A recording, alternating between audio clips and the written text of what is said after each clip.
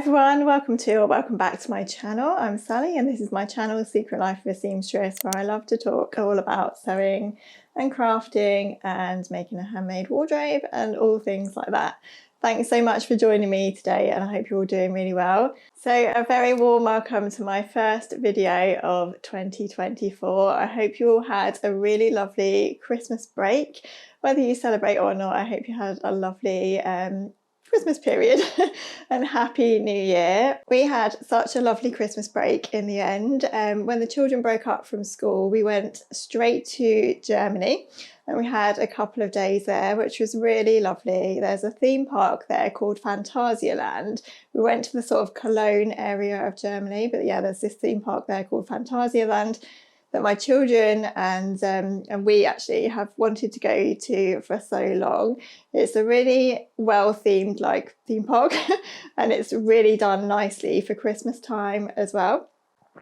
So yeah, we had a few days there and we also managed to pop along to Cologne and visit a couple of the Christmas markets there too, which I've always wanted to do, and it was really nice to see another city, so that was a really good break. And then over Christmas time we just spent time with family and friends and it was just so nice and relaxed and so good to have a break from the normal routine, I think. I also managed to have a solid 2-week social media break, which I've never really done before because, well, I've never really felt as though I've needed to take a break from social media in that way. I know people talk about it quite a lot and say that it's a really good thing to do, but I've never sort of necessarily felt the need to do that. But I think in the lead up to Christmas time, I don't know if anyone else felt like this, but I felt completely overwhelmed by social media. I felt as though there was just so much content and for the first time sort of ever really, it was making me feel as though I wasn't doing enough and I wasn't being enough and I wasn't making enough and I should be doing more fun things with my kids and all of that kind of thing that social media can make you feel. So I sort of knew at that time that it was time to step away. And I ended up sadly missing my last video here on YouTube for 2023, which I really wanted to do and I was quite sad about, but it was just sort of that time of year and everything was so busy and we were going away as well.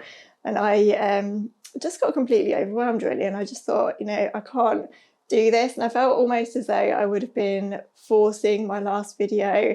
It wouldn't have been my best work and I would have not really have been being myself. So I just decided to leave it.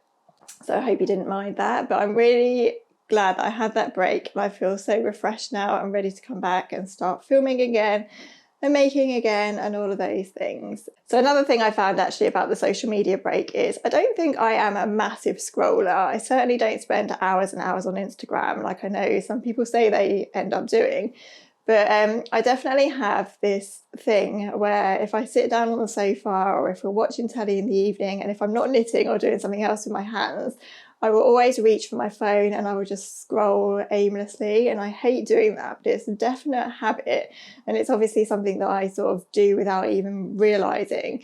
So over Christmas time when I had that break, I was just really conscious that every time I went to pick up my phone, I did something else, like I read or tried to pray or, you know, just did something different other than pick up my phone. And eventually, I think it only took really a couple of days, but eventually the habit kind of stopped really and I stopped wanting to pick up my phone in that way. So I really want to be more conscious about that going into this year and just have set social media times, so like half an hour in the morning, half an hour in the evening maybe, and just be really aware of when I am sort of falling back into that habit, because it's really easy to do, isn't it? And I don't know what it is about us. There is something scientific, isn't there? Some kind of hormone that's released when we do pick up our phones and scroll. I can't remember what it's called. Perhaps you can let me know in the comments. But there's definitely something scientific that makes us want to do that. So I'm gonna try and carry on with my sort of reading habit and do other things other than scroll through my phone. So anyway, with all that said, this video today is going to be, as you can probably already tell, just a sort of chatty, easy to film kind of video where I'm going to share a couple of things that I've been making over the Christmas period, a couple of Christmas presents that I got, some plans, a new pattern, bits and pieces, and also some books I got for Christmas as well. So it's going to be quite a variety of things. And because I know that not everyone is here for all the stuff, you might just be here for sewing and knitting or whatever, I will timestamp in the comments for what I'm talking about. So first of all, I'll just talk to you about a couple of things that I sewed over Christmas time that I haven't managed to share with you. Or you may already have seen this dress on Instagram, but I will talk a little bit more about it here. So this is my dress, my Christmas dress, if you will, that I finished just in time to wear over Christmas.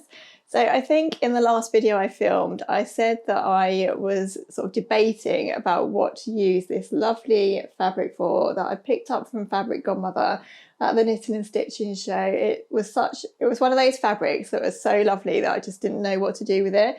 It had 3 meters. It's a viscose crepe. It's such a lovely silky fabric, and it has this sort of constellation print all over it. So moons and stars and sun faces and things like that all over it. It's just so lovely and so pretty. So I had deliberated about this round and round in my head about what I was going to make with this dress. Should I make a midi length? Should I make a maxi dress? Should I make a mini dress? And I just could not decide what to do with it. In the end, one night, I thought to myself, I'm going to make a mini dress with this because I feel as though that will be so much more wearable for me over Christmas time. I can just wear it with tights and boots. And I think that kind of look is just a bit more wearable for me than a maxi dress over Christmas time. So I set myself on that path.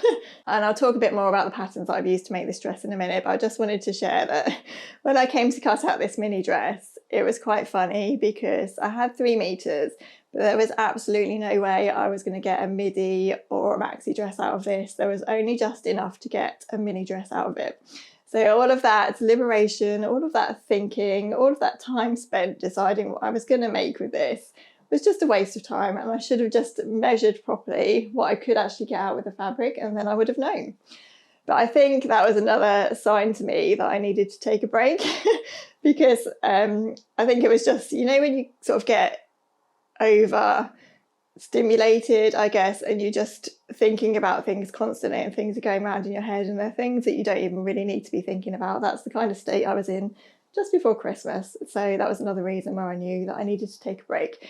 So I was actually going to film some of the making process of this, but in the end I just decided, you know what, I'm just going to have a nice time of just sewing something, not filming any of it, not making any content around it. I'm just going to enjoy sewing for what it is and then show you the final make. So that's what I did. So the patterns that I decided to go for in the end to make this dress were the Maya Sotis dress and also part of the Lyra dress. So my 2 favourite dress patterns really. So I've used the Maya Sotis bodice and I've used the 2 skirt parts of the Maya Sotis pattern, but I've just resized them slightly so that the skirt part of the Maya Sotis dress is slightly shorter and the frill part is slightly longer. So both parts, both panels of the dress are an equal length, if you know what I mean. So we've got a skirt part here and then a frill. You probably can't see any of this because the fabric's dark and very busy. But yeah, that's what I've done, and it comes to just above my knee. The Maya Sotis bodice itself is exactly the same as the pattern. I haven't made any changes there. And then I've just lengthened the sleeve from the Maya Sotis pattern down to full length and elasticated the cuff. So where I said I used some of the Lyra dress pattern, the only part of it I used was actually the sleeve, just to get the length and the width of the sleeve, because I know that the long sleeve pattern piece of the Lyra is just really nice and it's quite a nice width at the cuff as well. So I just kind of borrowed that pattern piece and made it full length. And then the other slight change I made was just to add a Lyra belt to it. This really long belt here is the Lyra dress belt. So I haven't made any belt loops or anything for this. If I want to wear the belt, I just literally tie it around the waist, so you can have it like nice and flowy, or you can have it belted in if you want to. And yeah, I'm so pleased with this. I wore this a good few times over Christmas and it was just so comfy to wear, so nice. It felt quite understated, it wasn't too loud. It was fine to wear just around people's houses for Christmas. And I wore it at home, I think, for Christmas as well. And it just felt really nice and really easy to wear. So I'm so pleased with that. And I think the mini dress this time was the right thing to do. I think a lot of people suggested the Nick's dress pattern for this. and that would have been amazing. I never would have had enough fabric for it, but I do think a maxi version of the knits would look beautiful in this fabric, so that's that one. And then something a little bit different in sewing makes. I decided to make, last minute as always with me, 3 gifts for the girls in our family. So my daughter and my 2 nieces, they're all sort of between 10 and 12 at the moment, and they're all really into sort of skincare and bath products and stuff like that. So I thought to myself last minute, I'll just make them all a wash bag and fill it with loads of stuff from Primark, like the stuff that girls love, like bath bombs, body lotion, stuff like that, and make them sort of a personalised wash bag that they can use to store all of their skincare bits. So this is my daughter's. It actually looks a little bit raggedy at the moment because she's been filling it with so much stuff, and it does need a little bit of repair to the zip actually, but hopefully you won't notice that. So this is actually my own pattern that I just made up based on a similar tutorial that I'd found online that didn't include a pattern. It's quite a big, roomy zipper pouch. You can use it for anything really. Obviously, this one's for skincare, but you can use it for a project bag or something like that. So it's just a zipper pouch, and inside it's lined with a cotton fabric that kind of contrasts to the outside. So I didn't photograph, unfortunately, my 2 nieces' bags because I was in my sort of non-producing any content mode, and I wish I had now. It's always the way, isn't it? But anyway. So this is the fabric that I use for my daughter. She loves turtles. So on the Higgs and Higgs website, they have lovely cotton fabrics. I think these are the Domotex fabrics, but I'll list them below anyway. I brought all 3 fabrics for the bags from that range, but with different animals. So the kind of animals that they all liked. Yeah, my daughter really likes turtles, and they had this range of the turtle fabric, and then the inside is just starfish with the same colours. I did wonder whether to use waterproof fabric for the inside, and that probably would have been a bit more practical, but I just really wanted to use the contrasting cotton because I thought it was so pretty. And then I just embroidered each of their names on the front as well and just sort of attached it to the front. So yeah, that was good fun, and it was really nice to make those, and the presents themselves went down so well with the girls, so I was really pleased. I actually sort of took the time to make those and do them, and they all loved their skincare products. So I was wondering whether or not it would be interesting or useful to film a tutorial of how to make this, because I do have the pattern. I could put the pattern out there and then produce the sort of video tutorial to go along with it. So let me know if you'd like that. So just in keeping with the sewing theme before I move on to knitting and things, something that I got for Christmas was a new sewing pattern. So you may remember that a pair of jeans was on my 5 new things I want to make for autumn and winter time this year. So my mother-in-law kindly bought me this pattern, the Dawn jeans by Megan Nielsen. So I'd obviously asked for this. This was the pattern that I wanted to use to make my pair of jeans. I've never made a pair of jeans. I made a pair of denim shorts using the Jessa pattern by Tilly and the Buttons. So that was my first sort of foray into making a zip fly. But yeah, making jeans is really something that I want to try and tackle this year, which is funny because I always thought it would be one of those things that I would never ever try. So very exciting, but I love this pattern, or love the look of this pattern, because there are so many different versions that you can make. So what I want to make, first of all, is this wide leg version on the front here. I'm loving wide leg jeans at the moment. They're very popular, aren't they? And I think they look super comfy. So I'd really like to have a go at those this year. I love Megan Nielsen patterns as well. They usually fit me very well straight from the pattern, but obviously in the past I've only ever made blouses or tops and dresses and things, so it's going to be different to try and make a pair of trousers. So yeah, that's very exciting. I'm really looking forward to getting on with those, and I am going to make a 12 first because you never know. I think I'm very unused to making anything like this, so I think what I'm going to do is just make the shorts version or make up like a cropped pair of the jeans or something to try and see how they fit, and yeah, a good project to get stuck into. I have this denim, which is currently inside out and needs a good iron, that I've had in my stash for so long. This is what I was going to make the Jessa trousers with. I never got around to it, so I'm going to use this, I think. And then at least, you know, I haven't sort of shelled out for new fabric or anything. I can give it a go with this. I think I will still make the twirl from something different, maybe like a cotton or something, before I go into denim. But yeah, very exciting. Another thing that I was kindly sent just before Christmas was this beautiful bag from Teddy Blake, New York. So Teddy Blake New York, if you haven't come across them before, they are a lovely company selling the most beautiful handbags. They kindly reached out to me and asked if I would like to try one of their handbags. No obligation. This isn't a paid partnership. It was kindly gifted to me, and they asked if I liked the bag, if I would share it with you. And I have to say, I more than like this bag. I absolutely love it. So I went for, this bag is called the Gigi Stampedo bag, but it's one of their larger bags. It's a tote bag, I think you would call it. I'll list all the details below so that you can find this bag and have a look at it all. But yeah, it's the kind of bag that you can take out with you and throw all of your stuff in.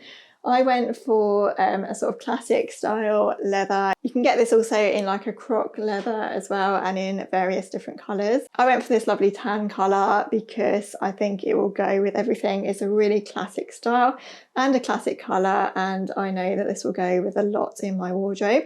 I don't buy a lot of handbags actually, and I don't own a lot of handbags, so whenever I do buy or get a new handbag, I always go for this kind of classic colour, and it will go with like dressy outfits or casual outfits as well. So this came packaged in the most beautiful box in a lovely big box with a dust bag that you can keep it in when you're not using it, because it is really special and you wouldn't want it to get damaged by sunlight or anything like that. You can fit loads in here. I can fit a diary, an umbrella, my purse, my phone, kids snacks, even a water bottle and things like that. And then you do have a zipped compartment here, so you can put anything that you don't want to get lost or you want to keep separate in there. Teddy Blake have kindly offered a $30 discount on any purchase you might like to make on their website using my code TB Secret Life of a Seamstress 30. I'll leave all of the details down below in the description of this video so that you can pop over, have a look at what they have to offer and use the discount code if you'd like to. Thank you so much to Teddy Blake for sending me this bag. I absolutely love it. So let's move on to knitting then. I haven't done a lot of knitting lately actually. Over the Christmas period I didn't do any knitting or sewing or anything like that. I just read, and I'll talk a bit more about books and things in a minute, but yeah, this has been an ongoing project for a little while. I'm making a jumper for my daughter, which is this one. It's a King Cole pattern. She found it herself actually. She's really into sort of crop jumpers and things at the moment. So we found this pattern together and she really liked it. So this is actually the ladies version. It goes from children's like sizes up to ladies. But I'm obviously making it for a 12-year-old. So that's the pattern. It's a cropped jumper, very basic, round neck jumper with kind of dropped sleeves and quite oversized. I'm making it with the King Cole yarn that it does suggest, and I've finished the back now, and here it is. It does look quite small actually, holding it up like this, but it is all kind of curling in at the sides as stocking stitch does, so I'm hoping it's going to be okay for her. So I started with the smallest size, knit quite a way, and then thought to myself, I think this is going to be too small, so I undid everything that I'd done and then had to restart, and I'm now doing the second size, which I think is actually the smallest ladies size that you can do, so I just hope that that will be okay. And I've literally just started the ribbing for the front, so this is where I am with the ribbing, not very far. This is a really interesting yarn actually. It's called Camouflage by King Cole. It's a double knitting weight yarn, and it's just self-striping or self-patterning, so it's one of those that you just knit and it changes colours as you go along. It's really pretty, so I went for the pink colourway because she really liked that. And yeah, it's just really nice and easy to knit. It's just all simple stocking stitch, so I can just do it while watching TV. You don't have to look too much and don't need to concentrate, so that's a really nice little project. Next in knitting, I just thought I'd show you some new yarn that I got over Christmas time. So I don't know if you'll remember or not, but I did say recently that I wanted to knit a cashmere hat that I'd got from one of the Rowan cashmere books. And the yarn was very pricey. I think it was around sort of 30 to 35 pounds a ball, because obviously it was cashmere. So I'd sort of dithered around as to whether or not to spend that kind of money. Someone over on Instagram very kindly sent me the link to the Rowan website Black Friday sale, where they had 50% off of a lot of their yarns and also free delivery. So I snapped up the yarn that I wanted. Actually, I think this was supposed to be £40 because I got this for about 19 in the end with the discount. Maybe it was 39.99 or something, I don't know. But anyway, it's Rowan Pure Cashmere, and this is a 50-gram skein, however you say it. So it does need winding, and I can't remember the colourway that I got. I will list it below if you're interested. It doesn't actually say on here, but I went for like a creamy sort of beige colourway. I have a grey hat that I recently knitted, so I was between beige and grey, as I normally am, my go-to colours, but I decided to go for beige for this one, because it will go with both of my coats. I'll be wearing this as well, so I'm very pleased to have picked this up for such a bargain price. By the way, I don't know if you remember, but in my Vlogmas video I shared a crochet Highland cow that I wanted to make for my daughter for Christmas. Just to let you know that that never happened. I'm still doing it, but I haven't got any further than what I last showed you, I think. I'm about 3/4 of the way through the head. And then I just left it, and obviously wasn't going to finish it in time for Christmas, so that one has been stalled for now. But I'd really like to get on with it at some point because it's a really cute little project. I just thought I'd let you know. So I'm going to move on to books that I got for Christmas now, because I know a lot of you also like to read like I do. If you're not interested in books, then please do feel free, obviously, to skip this part, and I will see you in my next video. But otherwise, I hope you'll stay with me. So I got loads of books for Christmas, and one of the books I got that I'm really excited about was this one, The Curated Closet by Anushka Rees. I hope I'm saying that right. So this was a book that I'd heard of or come to know of actually via the comments on one of my YouTube videos. Someone said that they were reading it and really enjoying it. So I had a little look on Amazon, read what it was all about, and thought, oh, that's something that I'd probably be interested in actually. So I asked for this for Christmas and got it. So yeah, this looks really interesting. I've read the introduction and I've read the beginning of the first chapter, but it is actually a book that you need to work through. So it talks all about sort of minimizing your wardrobe, finding what suits you, what works for your lifestyle, and all of that kind of stuff, which is exactly what I'm interested in at the moment. I really want to get a more curated closet, I guess. So I want to minimize my closet and even the things that I'm making as well, and just have a wardrobe that I can go to and know that there's stuff in there that I'm always going to want to wear. I've talked about that a little bit on this channel, as you'll know, so yeah, this just seemed really fitting to what I want to do. So yeah, it really is quite in-depth. And there are exercises that you need to follow. So the first one is to take a photo of each outfit that you wear over a 2-week period, and you need to do it when you're sort of having a regular or a normal 2 weeks. So I should really start mine today actually. I need to remember to take a photo of what I'm wearing today, because I feel as though today is the first day that I've started with a normal day, if you know what I mean. So from here on, I need to take a photo of everything I wear over a 2-week period, and then obviously I think the next step is then to sort of pick the things that you feel good in and that you feel most comfortable in and make a note of those and things like that. So I'm definitely gonna try and stick to this and really work my way through it. And I did wonder actually, let me know if you think this would be an interesting YouTube series to make, because I know a lot of you are also interested, like me, in sort of minimizing your closet and clearing the clutter and you know, getting a wardrobe that's going to work for you day to day. So yeah, if you do think that's something that you'd be interested in, I'd really like to work through this with you on YouTube. So let me know if that would be an interesting series to make. Something else that I got before I move on to fiction books was this wellness journal. So I love a good journal, as you probably know if you've followed me for a while. But I've actually got like a 2-year planner that I'm working on at the moment, and I didn't need to put a journal on my Christmas list, and I was having withdrawal symptoms. So I had a little look on Amazon for other journals that I could maybe start with this year, and came across this one, the Wellness Journal, and I thought that would be a really good one to have. So rather than a normal sort of date-driven planner where you plan your tasks and things, this is a good way of recording things like sleep and the meals that you eat and your feelings and the activity you do, and all of that kind of stuff. So it's a little bit different to other journals that I've had. And I feel like for me, it's a really good thing, that is something that I really want to sort of do more of, so that I can track how I feel throughout the month, kind of cycle-based thing, I guess, without going into too much detail. But yeah, I'm really hoping to keep this up this year. So I have done every day since the 1st of January, and I really want to carry on with that and hopefully become a little bit more in tune with my my feelings over the month and things like that, and how certain things affect my sleep and my mood, all of that kind of stuff. So I thought I would share that. It's just from Amazon. I'll link it below as well. I'm kind of aware that I'm straying into very long video territory now, so I hope this video isn't going to be too long and waffly. I know some of you don't mind videos like that, but maybe some people prefer it to be more concise. Anyway, I'll be as quick as I can. I've got quite a lot of books to get through. I had so many books for Christmas, which was really lovely, and I really enjoyed having some reading time over the Christmas period.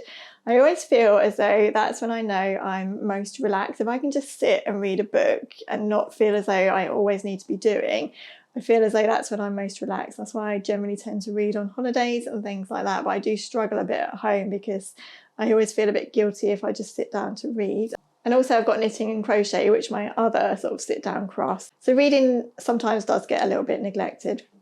Anyway, first book I got for Christmas is this one. It's called Abroad in Japan. So I have two countries that really fascinate me. One of them is Japan and one of them is India. I'd really love to go to Japan at some point in my life. But I feel as though Japan is such a fascinating country to me. And I feel as though it's just one of those places where if you went to, you'd really feel as though you were somewhere completely different, because obviously I don't know any Japanese. The language is just alien if you don't know how to read or speak Japanese, and everything is completely culturally different. It's just so interesting to me. So I saw this book and really wanted to read it. It's a kind of true story or a true account of a man who moved to Japan in his 20s, I think, and went over there to teach English, and ended up staying there 10 years. And it's just all about his journey. He went there not knowing much Japanese or any Japanese, I don't think, at the beginning, and just sort of had to pick up the culture and the language and acclimatise to the new country. And it's just all about his journey. It's really funny as well. He writes with a really sort of sarcastic humour, which I kind of identify with. I think my humour is kind of sarcastic like that as well. So I found it quite funny in places, and it's just quite emotional as well. And he talks about how he suffers from anxiety as well, and all the things he had to overcome to live there. So I really enjoy this. I devoured this actually and read it in about 3 days. I just could not stop reading it. I found it so interesting. And he actually has a YouTube channel as well, which he set up while he was over in Japan, just talking about his experiences and things. So I've got into watching that now. There are thousands of videos that I need to catch up with, but I've been dipping in and out of it, and it's just been really interesting to me. Another that I got for Christmas was this one, The Jasmine Wife. So this is my current read. I'm actually nearly at the end of it now. I've got about 50 more pages to read. So this one is set in my other country of interest, in India. And this is such a lovely story as well. I've really been reading this quite quickly too. It's really gripped me and sort of held my interest. It's quite an easy read, and it is a bit of a love story. And I wouldn't say it's the most or the best written book, or the most well written book, I suppose I should say, but you know, it's nice. It's easy to read, and there's a bit of history of India there as well. It's set in, doesn't say exactly when it's set, but it's in the time, I don't know if I'm saying this right, but it's in the time in the past when the English all went over to India and basically took over. Some of it is quite shocking actually. I find it quite difficult to read, but at the end of the day that's what happened. It is quite shocking, and I don't know much about the history of India, so it's really interesting for me to learn. But it's, so you get a bit of that sort of history underlying, but then the main story is just a love story. So really enjoying that. I would highly recommend it if, like me, you like historical fiction and you also like reading books set in other countries as well. Another one I got was Verity by Colleen Hoover. So I've read only one Colleen Hoover book so far. I read It Ends With Us, I think, when I went on holiday last year, and it was another one that I just really devoured. It's the only book of hers that I've read, as I say. But I really enjoyed it, so I don't know why I haven't read any more since, but someone said to me that this one, Verity, was a really good one of hers. I think it's a kind of thriller. I quite like a thriller, and a bit of a love story as well, so that should be a nice easy read. Let me know if you've read it and what you thought. Next I got The Beekeeper of Aleppo. So this one has been on my to read list for so long and I haven't read it. And I really, really need to. I've heard so many good things about this book. I've heard that it's a really sort of emotional story. Again, it's set in the past in Syria this time. So I think it will be my kind of book, if you know what I mean. I think it's quite sad as well. So I'm kind of putting off this one at the moment. I think I'm going to read Verity next and probably this one. I've got them all set in order next to my bed of when I'm going to read them. But yeah, I'm really looking forward to reading this one. Again, let me know if you've read this and let me know what you thought. And then finally, my mum got me this really lovely version of Jane Eyre. So I read Jane Eyre years ago when I was actually in college and I really loved it. It's just one of those books that I really, really enjoyed reading.